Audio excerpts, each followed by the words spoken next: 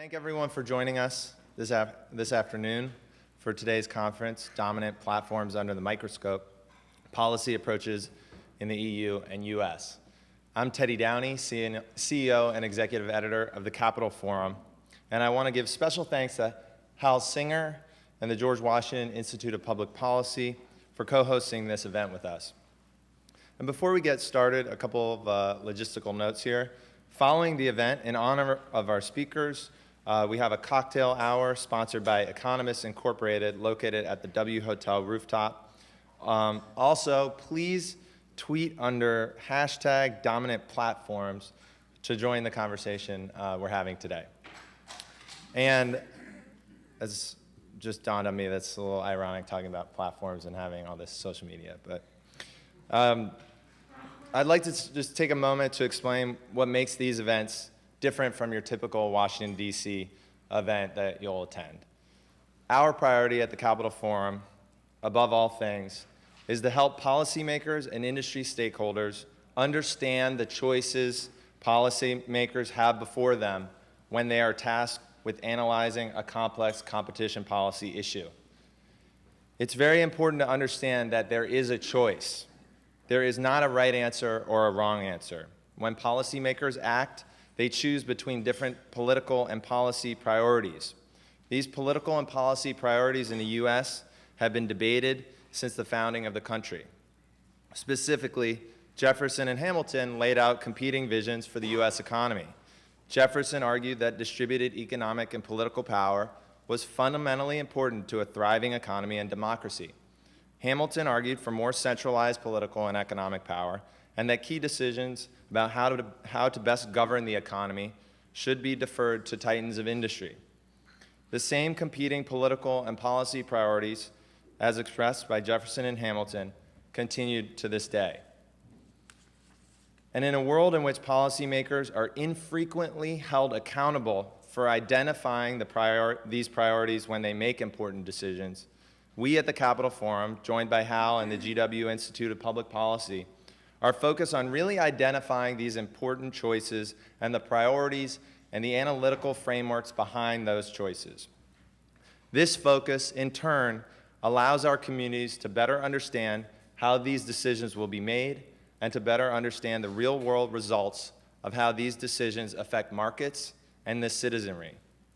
For a lot of our work, really being able to learn and advance our understanding means asking some important questions. For example, if competition is a goal, then what do we mean by competition? What does a competitive market look like? What are the benefits to society of competitive markets? Should the focus of competition law be narrowly focused on price, or should the focus be on what is in the best interests of the citizenry more broadly? Can we break down the different frameworks of analyses for competition policy into different schools of thought? On one side, we've got the ideas from the Chicago School that have to date dominated the conversation.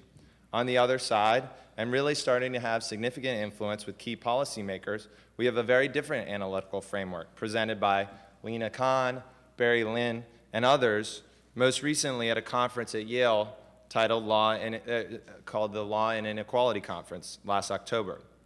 And perhaps we should ask Lina and Barry if they want to call this the Yale School of Thought on the political economy. Which gets me to another question our community often looks to answer. What does the law say about preventing and enforcing against anti-competitive conduct? So for our audience today, I think that discussion sets the tone for a more specific conversation about dominant platforms and how US and EU policymakers are thinking about antitrust enforcement. There is no debate that the tech platforms, whether it's Google, Amazon, Facebook, or Apple, are dominant. There is no question about whether or not these companies engage in practices that favor their own services over the services of their rivals. The question is about whether or not such conduct is illegal, and if the answer is yes, the conduct is illegal, the follow-up question is whether or not policymakers in the US and in Europe are prepared to take on these powerful corporations in each respective political system. And further, there is a question about how much power and control citizens are comfortable handing over to corporations. This leads to interesting conversations about data, intellectual property, privacy, and visions for societies that are defined by concentrated economic and political power or distributed economic and political power. I firmly believe that how the US and EU decide to govern dominant platforms will be the defining political issue of my generation. And so I'm delighted to host you, along with Hal Singer and the George Washington Institute of Public Policy, for the first of hopefully many events to take a closer look at this important issue. Our first moderator today is Lina Khan, and Lina is a JD candidate at the Yale Law School class of 2017 and a fellow with the Open Markets program at New America. Her research interests include market competition issues around tech platforms and data, price discrimination, and antitrust law. At Yale, she serves as co-director of the Law and Inequality Conference, vice president for programming of the American Constitution Society, submissions editor at the Yale Journal of Regulation, and is a member of the Mortgage Foreclosure Clinic. Prior to law school, Lina worked as a reporter and policy analyst at New America, where she researched industry consolidation. She's written for the American Prospect, CNN, Foreign Policy, New Republic, Quartz, among others.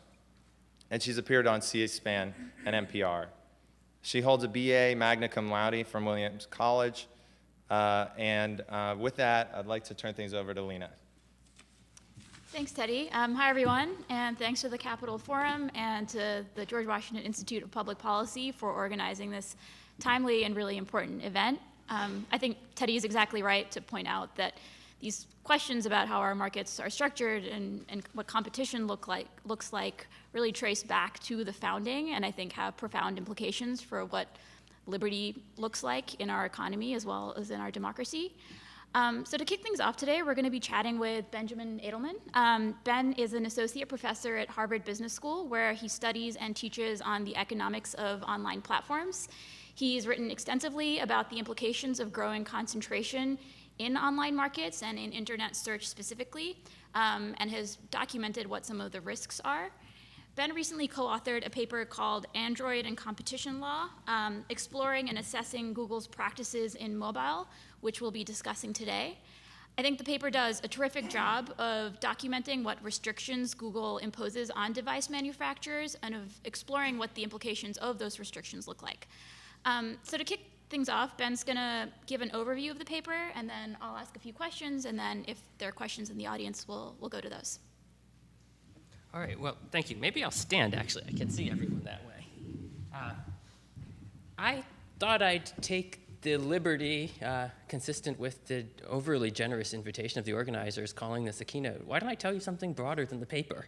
I'll tell you what happened when I woke up this morning. How's that for a good start to remarks? Well, I needed to get to the airport to get here in a hurry, so I opened up the Uber app. Why did I open the Uber app? Shouldn't I have opened some price comparison app that would tell me if there was a better option than Uber's 1.7 surge, it being rush hour in Boston on a day that was threatening to rain? 1.7, that seems like kind of a lot, right? Maybe I would have been better off with Lyft at 1.5.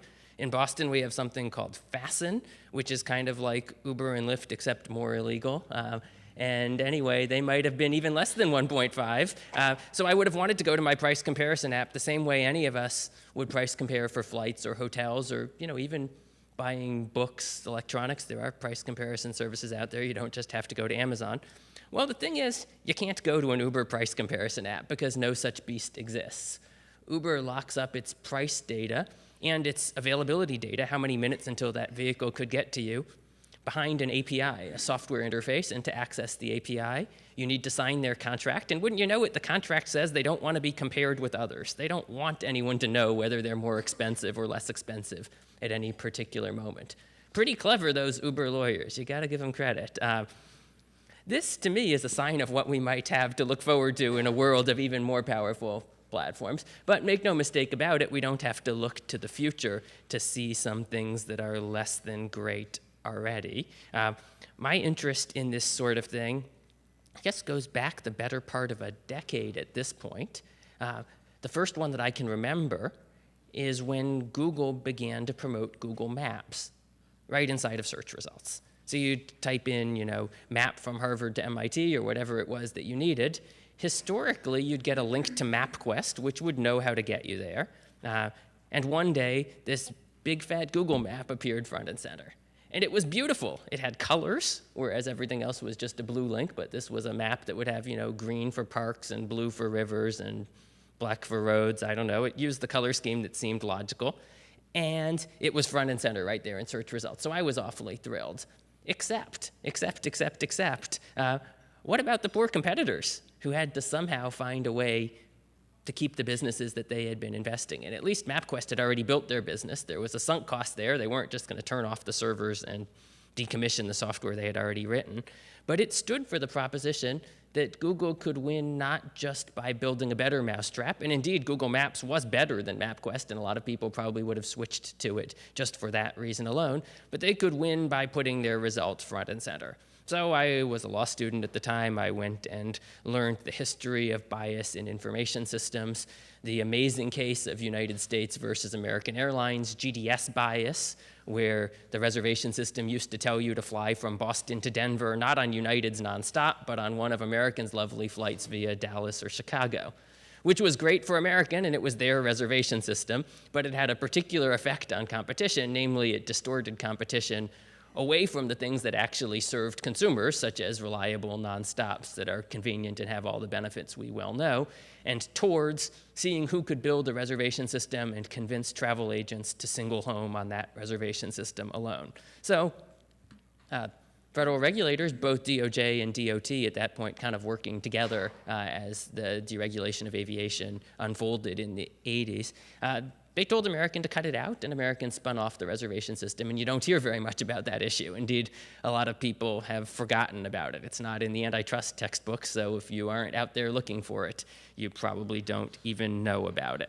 Well, fast forward to these days, I wanted to bring to the room's attention one issue before we turn to mobile and the subject that Lina suggests we should spend most of the time on.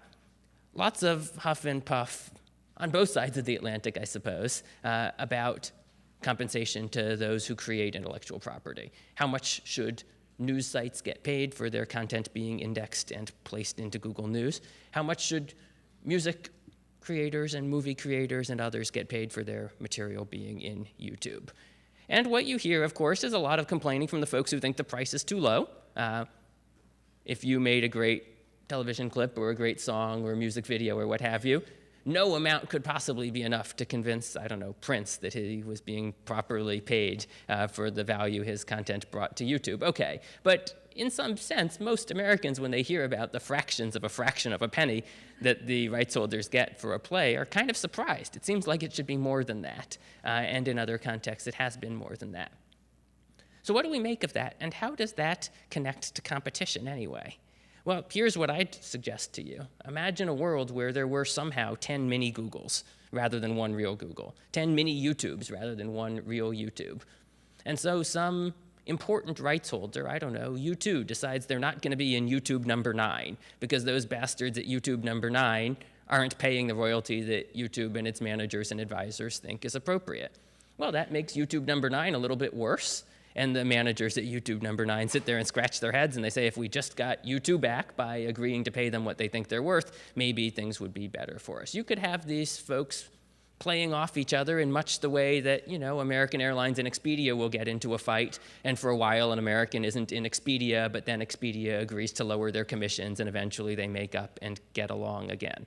That would be an interesting way to set the license rates, the royalty rates for the intellectual property that is used by Google and used in Google's information services. There are alternatives, of course. The government could just declare what rate is appropriate, and we see some arbitration proceedings that look a lot like that. Government could decree that news sites have a right to get paid when their content is used, but woe on that. Look at how Google responds in the countries in Europe that have tried that approach. They'll just shut down the service in Spain, say, and to be sure, a lot of publishers will knuckle under the threat. Although law might entitle you to X dollars or X euros per article that we license, we'd like you to give it to us for free. Otherwise, we're going to take your stuff out after all. And so your legal right under some hard-fought regulation ends up being kind of vacuous because if you don't agree to give it up, you're back at the bottom of the list or you're nowhere.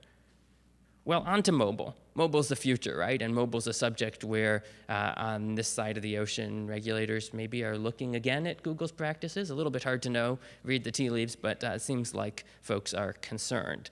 This has a special place in my heart because I guess I kind of broke the story on some of the secret contracts that some industry insiders had known about, but no one had been willing to talk about because the confidentiality provisions prohibited it. What are we talking about here? The mobile application distribution agreements are contracts that a smartphone manufacturer needs to sign in order to be allowed to preload any of the Google apps that a phone needs to have to be commercially viable in Western markets, in wealthy markets. So if you want Google Play on your phone, you can't just get Google Play from the open source Android stack. You download the open source version of Android and there's no Google Play in it. Look at that. And of course, if you don't have Google Play, it's going to be hard to get a bunch of other apps that consumers expect. How do you get the American Airlines app if you can't go to Google Play and search for American Airlines and press download and install and open? And how about the other Google apps that are sort of must-haves? What is the alternative to the YouTube app? If you want to waste time watching YouTube or watch important events like this one that are only on YouTube, how are you going to do that if you don't have the YouTube app? And lo and behold, the YouTube app is only available for pre-installation on a phone if you sign the Meta contract to get it. And furthermore, you could only get it through the Google Play Store, so it's not like you could get it some other way. Good luck to you sideloading these Google apps. It requires reducing the security on your phone, copying over in an awfully convoluted way. Every so often you find a tech guru who's willing to do that for a cousin who needs help, but really the way you get these apps is by having them on your phone, the normal way that we all enjoy. So what's the bite to the Meta? What did we learn when we finally got to read this secret contract, the very existence of which had been denied by Google and others until finally I managed to get my hands on a copy of it? What we learned was that if you want any of the Google apps, you have to take all of them. And there's a whole list. Of course, they come up with new versions of the Meta website called The Information, started by some ex-Wall Street Journal guys, managed to get a newer version of the list, and the list had grown. You've got to take all of the Google apps, even the ones for which there are viable competitors. It might be that Yahoo Maps is willing to pay, say, I don't know, they're willing to pay LG $1 per phone. For each phone on which you install only Yahoo Maps and not Google Maps, we'll pay you $1 because we think that consumers, if they try our app and they have to use it for a while until they figure out how to get Google Maps, they'll like it, and that's worth enough to us that we can afford $1 per phone to get that. And so forth for other sectors. Imagine if there was no Gmail app, but there was a Hotmail app. Would that get some more users for Hotmail? Maybe. Well, that's all off the table. You can't go around taking out some of the Google apps. You've got to keep them all intact. And furthermore, Google search will have to be the default. So you couldn't make Bing search the default on some phones, or Yandex in Russia, or Naver in Korea. Pretty tough medicine for those few search engines that are still hanging on and fighting, for the Yandexes and Navers and Bings too, for that matter. No guarantee that Bing will still be around 5 years from now. To be told they can't even buy pre-installations on these phones, the most tragic way of getting friends, to pay the guys to be your friends, to be your customers, and they can't even do that. Pretty tough medicine for them. So what would Google say in response to these requirements? Well, the first thing Google said initially was, that doesn't exist. We don't have any such requirements. But when the document came out, they couldn't keep on saying that. Then they said, you're always free to say no. You could put some other operating system on your phone and not Android. Good luck with that. What are you going to use, like BlackBerry OS? I don't think that's really going to be viable for anyone, a community that has no apps. There's no American Airlines app, and if there's no American Airlines app, how are you going to know when your flight is canceled? Okay, so you do want Android. Could you take bare Android that doesn't have the Google proprietary add-ons like Google Play and Google Maps and Gmail and what have you? So you could do that, and we see some examples of that. In China, that's sort of normal, since the Chinese internet is blocking access to most of the Google services anyway. What the heck's the point of having them pre-installed on your phone, taking up memory? Amazon Fire, the tablet and the Fire phone, are both non-Google mobile services environments. So you get this perfectly good Amazon tablet. You look at it, you can see it's running Android, because it kind of looks like Android, except it doesn't have Google Play, and so it doesn't have Google Maps, and it doesn't have YouTube, and a bunch of things that it can't do. You wonder why Amazon Fire Phone collapsed in the marketplace. Well, you read the reviews carefully, and I had a research assistant do this, get me 20 reviews in 20 mainstream newspapers about the Amazon Fire apps, and highlight for me with a bright green pen all the parts where the reviewers criticized the apps that you couldn't get. And lo and behold, this is the one criticism that's in each and every review by each and every top-tier reviewer criticizing the Amazon offerings. So pretty tough medicine for the folks who try to compete in that regard. It seems to me that there is no plausible pro-competitive purpose to these restrictions. Could one really argue that Android is profitable thanks to this, but if you let Samsung distribute Android without YouTube pre-installed, then Android wouldn't be profitable? I don't think so. It really strains credibility. And isn't there some estoppel argument where after Eric Schmidt personally testifies to the Senate that you can install apps in any combination you want, then Google shouldn't have some secret contract that says you can't? Anyway, lots to be said there. Room for plenty of lawyers on both sides of the ocean to argue about it. I'm sure Lina will facilitate now a brilliant discussion with me and all of you, and the rest of the day we will have plenty of experts who have thought about this probably every bit as much as I have. My bottom line, of course, is that it's awfully nice to have competition on the merits. I don't know what mapping service is better than Google Maps. I'm not sure there is one that's better than Google Maps right now, but I could imagine one being better than Google Maps. And if that thing actually exists, I kind of want Samsung to be free to put it on the phone. I want that company to have a fair shake at telling me about it, including by paying Samsung to put it on the phone. It would be nice to think stare decisis actually applies, and whatever we learned from the Microsoft case, we apply here. So many of the issues about what goes into an operating system seem awfully close. How can we, with a straight face, say that case was correctly decided and this one should go Google's way? So as I say, lots of issues to keep us all busy. And with that, let me turn it over to Lina.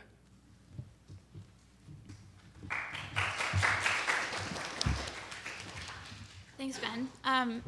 So I think just to start off with, I think one thing that's striking is that a lot of the media coverage and political reporting of the EU's investigation usually suggests either implicitly or explicitly that there are protectionist motives here at play and that the merits are secondary. But I think from reading your piece, it becomes quite apparent that Google's practices seem, in fact, to pose real anti-competitive concerns. And that's going off of the information that we do have access to. As you point out, who knows what additional information could uncover. I think one thing that's striking is that making this claim doesn't seem to require any novel theory or super experimental framework, that it seems pretty straightforward even under very traditional antitrust principles and current dominant frameworks.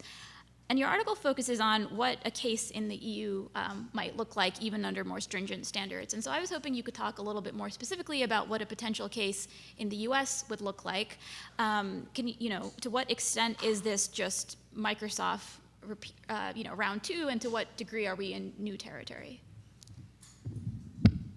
Well, an interesting thing for me is that I don't put myself out as the world's best competition lawyer, which is okay because we know who they are, and probably half of them are in the room. And so when we need someone to, only 3/4 of them are in the room? I don't know. The audience disagrees on how many of them are in the room. In any event, it won't be hard to find them when we need them, and some are on the panels to follow. I think it's true that one doesn't need to advance major new legal theories to feel that these actions are properly analyzed.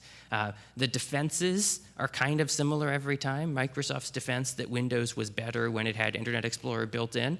Actually, I was always a big believer in that defense. It seemed pretty innocuous to me to put a web browser into Windows, and I guess I was in high school for parts of this, administering other people's computers. I was glad when they had Internet Explorer built in so that I could more quickly download Netscape. And that's what I mostly did, and that's what the clients wanted, so it just wasn't a big problem for me. The business model foreclosure seems like a more serious issue here. If you had built a better Maps app, or you had built a better video ecosystem, even a better tablet ecosystem like Amazon Fire, and you wanted that to get traction, could you actually do it in light of these restrictions? In the prior era, it seemed like it would still be okay for a better browser to get access to consumers, or so I thought at least, notwithstanding what courts ultimately held. In this case, it looks like things are pretty tough, even at the very top of the pyramid, even for the Amazons and Samsungs and so forth. Right, that makes sense. A recurring theme in the paper, and I think in discussions around dominant platforms more generally, is that there's no shortage of arguments about why competition should flourish despite restrictive agreements in a lot of these markets. And I think your paper really effectively shows how, in principle, Google's requirements may leave an opening for competitors, but in practice, and what experience shows, is that competition is actually quite weak. And I think, increasingly what we have is instances where theories that dominant platforms are putting forward and that enforcers seem to be applying seem pretty divorced from reality in a lot of cases. And I think that's something that we're increasingly having to grapple with, about how market power actually accrues and is exercised in these markets and whether current theories are able to capture that. So can you talk a little bit about that, about, are there particular assumptions that you think enforcers are currently applying that need to be either refined or discarded to more accurately capture how market power actually works and is exercised in these markets? So what are the assumptions that a defendant most wants to talk about here? Usually the assumptions are that consumers are infinitely smart, infinitely capable, know how to customize everything exactly as they see fit. And so anything that a device manufacturer or an operating system manufacturer does that consumers don't like, the consumer will snap his fingers and get the device the way he or she wants it to be. So it would be interesting to get a focus group of actual consumers, get 100 average Americans in the middle of the country and ask them how quickly they can change the default search engine on their Android phone. How quickly can they take out Google Maps and put in MapQuest and see how well it can be done? Some of these things probably can be done. I bet your typical 16-year-old knows how to take out Google Maps, at least hide it, maybe uninstall it, and knows how to get MapQuest if they want to, although they'd probably look at you and ask why they'd want to do that. There are other things that are awfully hard to change. It just came out last week that Google Play, the app store that you really need on your Android phone in order to be able to get the other apps, Google Play is tracking your location so that it can better help the apps target ads and localize correctly. We should show you the German version of this app because you seem to be in Germany and maybe you like to speak German. Okay, so that's all helpful, but it also means Google is tracking your geographic location at all times just to market the apps more effectively. People might not like that, and if you wanted to change that, you ask the smartest 16-year-old in his or her high school class, how do I get rid of that feature from Google Play? How do I install another app store that lets me do everything I want to do but doesn't track my privacy that way? Good luck to you. I don't think all that many consumers can do that. Right, that makes sense. I see we're approaching time, so I'll pause my questions and see if anybody in the audience has something they'd like to ask.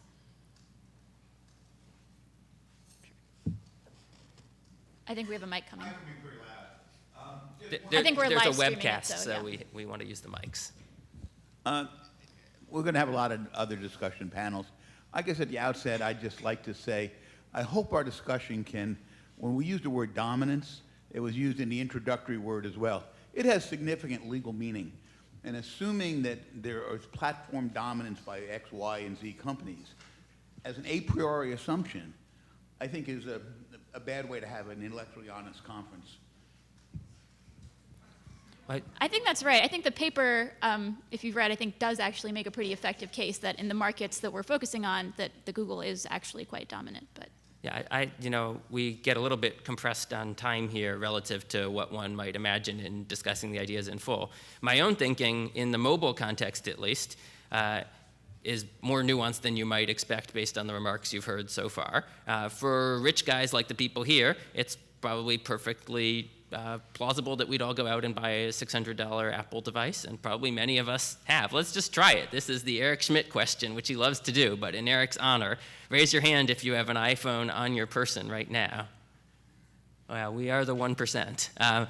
And yet, when you look at regular Americans, buying a device of that expense isn't necessarily all that promising, and even more so in Europe and other countries too. Dominance still relates to market. Yep, and so if You're defining market as what? Yeah. In the whole world, it's space. That's the difficulty and why we don't feel like it. Sure. Because there's a lot of cross intersection and competition between many companies. Sure. Well, let me tell you how the paper proposes to address this question. The paper looks at the decision facing a manufacturer of a mobile device, a smartphone or tablet, as they try to figure out what operating system to put on that mobile device. Much like, the PC cloners who were trying to decide whether to install, I guess, Windows or DOS or OS/2 in the relevant era, 20-odd years ago in the Microsoft case.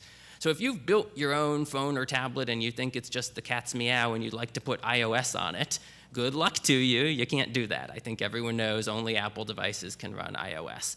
And so your choices are going to be kind of narrow, actually. There's Android, there's Windows Mobile, there's some BlackBerry stuff, there's Symbian, and as a practical matter, Android is where it's at. Other people can define the market differently. You could define it more functionally in a way that brings iOS back in. There's a case for that. I don't know that that's a decision Samsung could ever make given the restrictions Apple imposes and what's actually on the table. There's some stare decisis where you want to look at what was decided as to the market for Windows versus Mac a while ago and decide whether you think that was rightly held or wrongly held. But in any event, we have about 3 pages single-spaced in the paper to show that we thought about it at the very least. I think one of the most compelling pieces of the paper is the way you describe how, through these restrictions, Google has basically imposed a penalty for experimentation, and that you think that that has significant effects. Can you talk a little bit more about that?